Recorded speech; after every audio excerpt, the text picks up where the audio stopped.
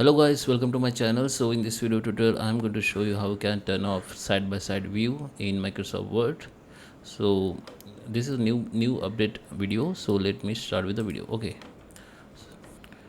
guys, so here we are. This is my Microsoft Word and I have multiple pages here, so you can see this view like side by side. Okay, so there is a one that option you need to check to make only one page view. So what we can do here, just come to the view options, and under the view option here you can see the lots of option like show views and windows. So here we need to go here in that zoom. Okay, so maybe you zoom in or zoom out. So you need to make it 100%.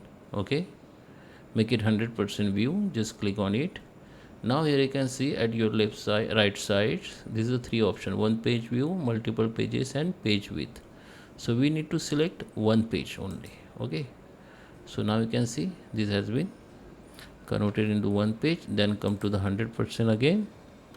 We can also use that page width, so it is look like the one page big, very big. Okay, it is actually zooming your page, so you can make it 100% to make normal view. Okay, so I hope you like this video. Please subscribe me. Thank you for watching.